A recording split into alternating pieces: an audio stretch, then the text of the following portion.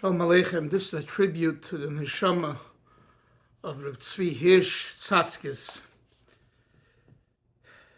I knew Rabbi Tzvi for many years, going back to the late 1990s. At the time, I was the rabbi of Beis Menachem Mendel, a shul in Flatbush, which Baruch Hashem still stands today and is thriving. And Reb Tzvi was one of the mispalim. He lived in Ditmas Park at the time, and I got to know him. And although older, quite older than I, the derech eretz that he showed for this younger rabbi was very, very, not just important. It bespoke of where he came from and who he was. He was a Rosh Yid. And to him, a Rav, he knew whether the Rav knew more than the Rav knew less, didn't make a difference. It's a Rav of a shul, it's just Halik, it's holy by him. And he told me things about his upbringing in Russia, in particular, how he was impacted by a Chasid named, I believe, Rabbi Chaim.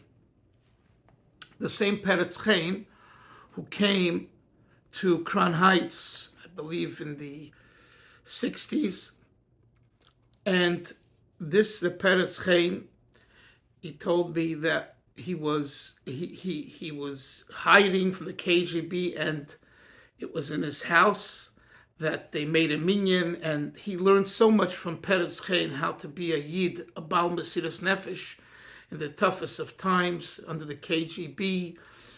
And this was the chinuch, the education that he and his brothers got, seeing Peretz Chaim, his davening, his learning, his Yiras Shamayim, his doing of a mitzvah with in a genuine way, wholeheartedly.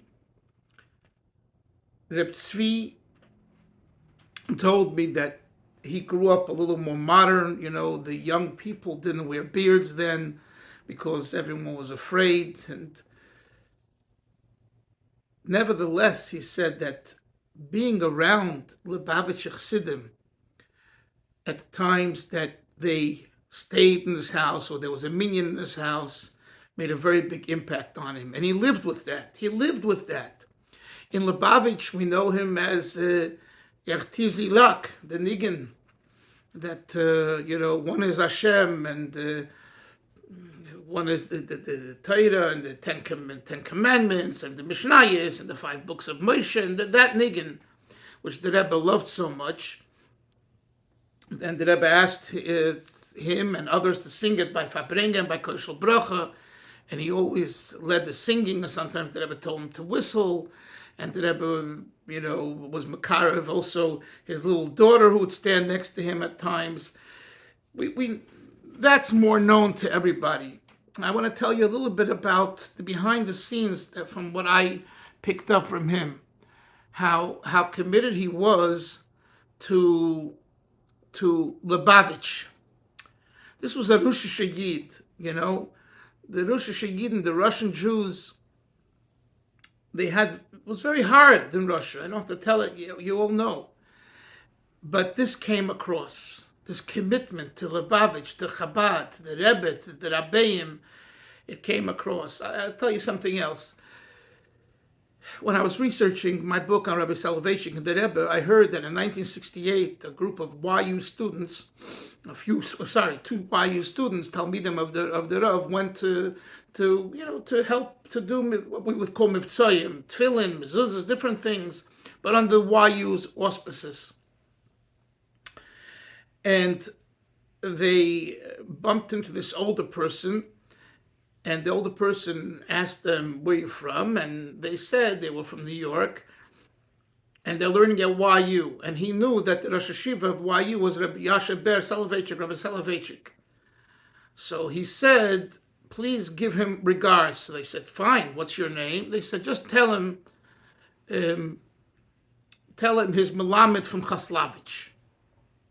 When they came back and they told you Rabbi Yasher Ber, he almost fell down. He couldn't believe it, because it was Rabbi Yankel Baruch Riesman or Riesberg, and he was he was very old at the time, and Rabbi Soloveitchik didn't think that he was still alive, and his face changed colors, and he was so happy that he was given this regards. Why do I mention it?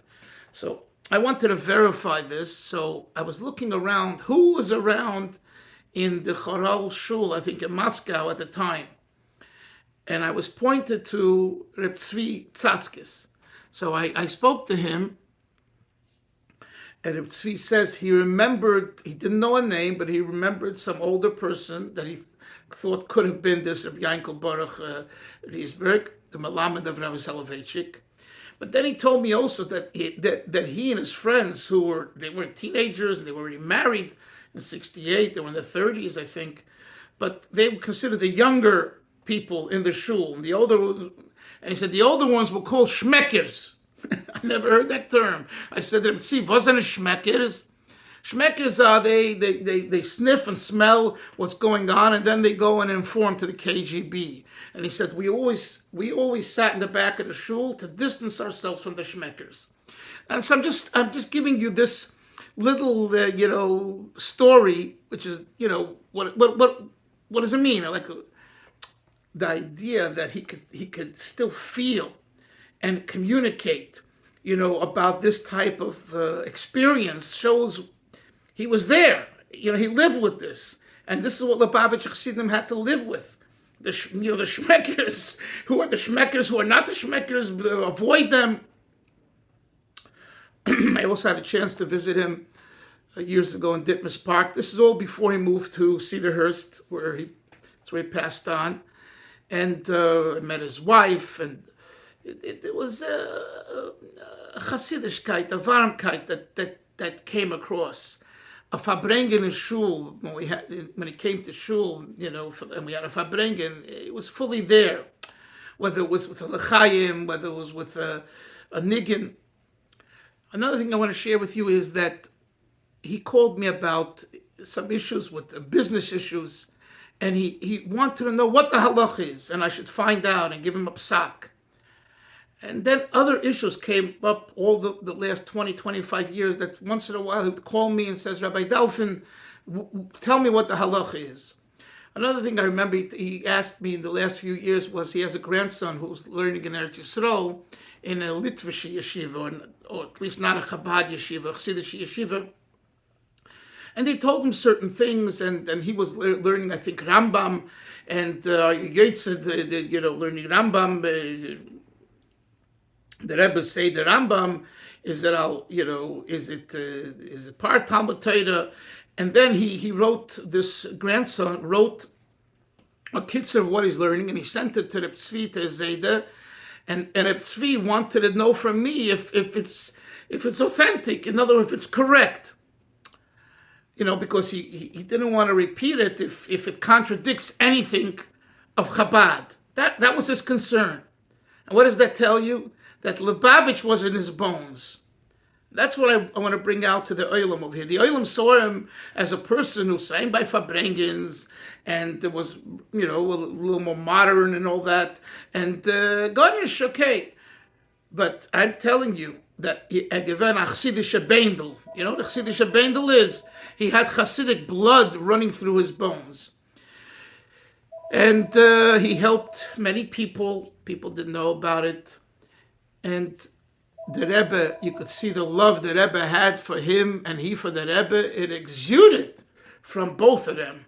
Just take a look at the videos. It's online. And since Gimel Tammuz, he would go many times to the Oyel Yom Kippur. And then there's videos of him at the Motzei Yom Kippur singing Echtiv Zilak and making Freilach. He lived with this. So Habna Lichtek in Gan Eden. We'll miss him dearly, but we will appreciate him dearly by learning something for his neshama and giving some tzedakah for him. and continuing to bring the Warmkeit from Lubavitch, from Rosh Yidden to us in our life. Mashiach come, Bekorev Mamish, Bekitzer Hanashech Nei Ofer, Tzvi, Hirsch, Tsatskis, together with Mashiach and together with the Rebbe, we'll bring back our Rebbe and bring back Reb Tzvi and all Klal Yisrael, and we'll go march to the Geula, B'mheira B'yameinu, B'binya Beis HaMikdash, Amen, Mashiach now.